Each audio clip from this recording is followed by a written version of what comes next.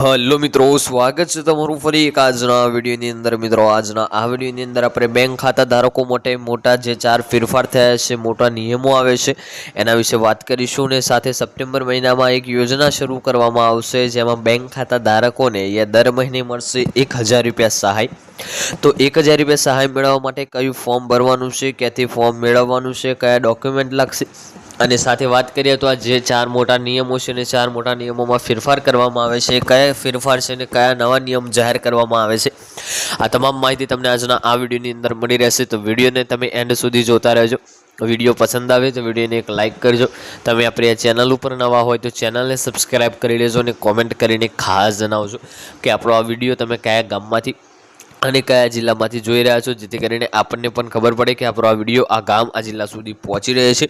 તો વિડીયોની જે છે આપણે શરૂઆત કરી લઈએ। સૌપ્રથમ અહીં આપણે વાત કરીએ તો આરબીઆઈ અથવા ભારતીય રિઝર્વ બેંકમાં લઘુત્તમ બેલેન્સ જાળવવા માટે એક નવો નિયમ લાગુ કરાયો છે। મિત્રો, આરબીઆઈ અથવા ભારતીય રિઝર્વ બેંકમાં લઘુત્તમ બેલેન્સ જાળવવા માટે એક નવો નિયમ જાહેર કરાયો છે। ઘણીવાર એવા ઘણા લોકો હોય છે કે જેઓ તેમના ખાતામાં પૈસા રાખી શકતા નથી। મિત્રો, ઘણી વખત તમે જોયું હશે તો ઘણા બધા એવા લોકો હોય છે કે જેમના ખાતામાં પૈસા રાખી શકતા નથી, તેમની પાસે દંડ વસૂલ કરવામાં આવે છે। આ પૈસા તમે તમારા બેંક ખાતામાં નથી રાખતા તો તમારી પાસે દંડ વસૂલ કરવામાં આવે છે।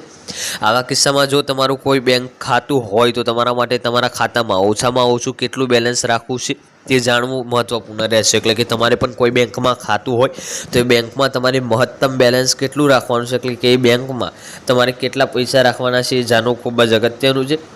તમારી પાસે કોઈ પણ દંડ કાપવામાં આવશે ને આ તમારું જાણેલું હશે તો તમારી પાસે કોઈ પણ દંડ અહીંયા કાપવામાં આવશે નહીં। આગળ વાત કરીએ આરબીઆઈના નવા નિયમો અનુસાર જો બેંકમાં લઘુત્તમ બેલેન્સ ઓછું થઈ જાય, ખાતું નકારાત્મક થઈ જાય અને જ્યારે ગ્રાહક પૈસા જમા કરાવે છે ત્યારે બેંક દ્વારા દંડ કાપવામાં આવે છે। એટલે કે તમારા બેંકમાં લઘુત્તમ બેલેન્સ જે બેંક દ્વારા નક્કી કરવામાં આવ્યું છે એટલું બેલેન્સ ના હોય અને ખાતું નકારાત્મક થાય તો જ્યારે પણ તમે એ બેંક ખાતામાં તમારા પૈસા જમા કરાવો છો ત્યારે તમારો દંડ કાપી લેવામાં આવતો હોય છે। ધારો કે કોઈ બેંક લઘુત્તમ બેલેન્સ ન જાળવવા બદલ 1000 રૂપિયાનો દંડ લીધો છે, એટલે કે કોઈ બેંક દ્વારા લઘુત્તમ બેલેન્સ ના જાળવી શકો તો 1000 રૂપિયા દંડ લેવામાં આવે છે। તો તમારા ખાતામાં 5000 રૂપિયા જમા કરતાની સાથે જ તમારા ખાતામાંથી 1000 રૂપિયા કાપી લેવામાં આવશે અને ગ્રાહકને 4000 રૂપિયા પરત કરવામાં આવશે।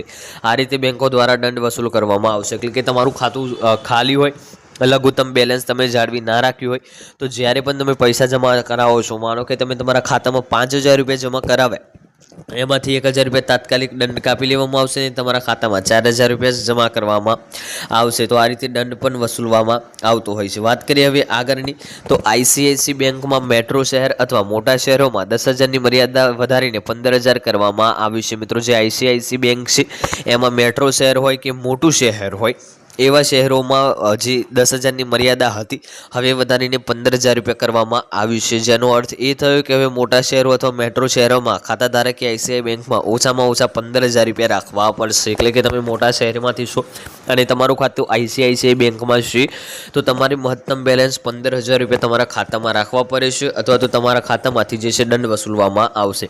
જ્યારે નાના શહેરો અને અર્ધ શહેરીના લોકો તેમના ખાતામાં ઓછામાં ઓછા 7500 રૂપિયા રાખવા પડશે। એટલે કે નાના શહેર હોય અને અર્ધ શહેરીના લોકો એમના ખાતામાં 7500 રૂપિયા રાખવા પડશે અને ગ્રામીણ વિસ્તારના લોકોએ 2500 રૂપિયા ખાતામાં રાખવા પડશે। જો કે આ નિયમ ઓગસ્ટ 2025થી જ લાગુ કરવામાં આવ્યો હતો, જેના પછી લોકોને મુશ્કેલીઓ વધી ગઈ છે।